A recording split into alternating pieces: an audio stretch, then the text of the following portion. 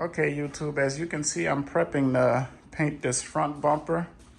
And then we have a fender here for the Chevy Cruze that I purchased from Copart.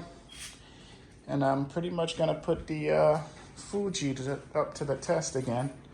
Now, before I do anything, I actually wiped down this fender here. And it had a protective layer, I guess, to keep it from corroding. So what I did, I passed a little bit of the degreaser that I have here. I believe I got this off of Amazon. Just to degrease it so that there's no grease on there, because normally, you know, these things, you order them and they come with a film layer to protect it from corroding. So I degreased it, wiped it down, and this is what came out of that. So yeah, before you even attempt to paint these things, you want to make sure that your prep is good. And what I'll do, I'll pass a light coat of some primer on here. It's already primed, but I'll pass a light coat, sand it down a little probably, depending on how the surface looks, because I want the surface smooth. And then with the bumper here, I'm just pretty much going to scuff it down with a scuff pad here. Get it a little etchy, and then I'll degrease it. Put some Bulldog adhesion promoter on there, and then we'll just get the spraying, and then we'll pretty much take it from there. Okay, YouTube, back with a follow-up here, and as you can see, we got both parts on the table, and pretty much clean to the T.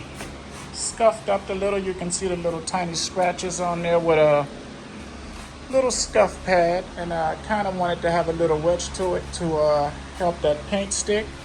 But as you can see, it's pretty much all degreased, and I'm gonna add a little bit of this Bulldog adhesion promoter to support the sticking process of the paint and also the clear coat.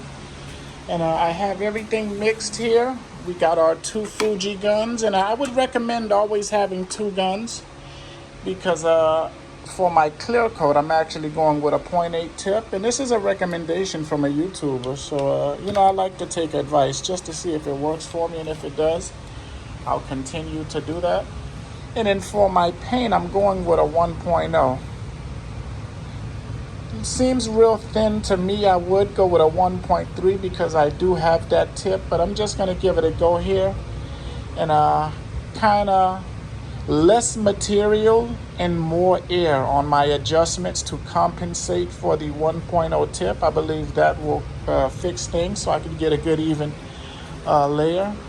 And yeah, this is it. I'm gonna go ahead and connect everything here to the 3M. Got the paint, got the clear all laid out. And then we'll lay some paint and clear, and then I'll follow up with another video. Okay, so we have our adhesion promoter on there, and as you can see, it's kind of flashing. I'm just gonna give it about 2 or 3 minutes. I don't want it to dry completely. I want it to have a little bit of the wetness to it. That way the paint can kind of blend in with it and adhere, because it is an adhesion promoter. So this would actually blend in with our paint and cause that paint to stick. And then we'll pretty much take it from there, YouTube. Okay, YouTube, back with another video here. And as you can see, we got our paint laid out for the Chevy Cruze, the salvage title build. And I laid down pretty nice here. As you can see, we got some good metallic flakes, as it was factory also. Looking for dust spots, you always want to examine your part just to make sure that you have a full, complete coverage. But as you can see here, everything looks good, and it's been about 15 minutes now, flashing time, and I'm gonna get ready to lay down some clear. But as you can see here, we have a nice, even, symmetrical coating. Did get one drip here, I don't know why. I believe I stepped on the air hose and it kind of sputtered right there. But other than that, everything looks good, YouTube. This is just a simple repair, but I also do want to make sure that the quality of my work is good. And as you can see here, it's looking good so far.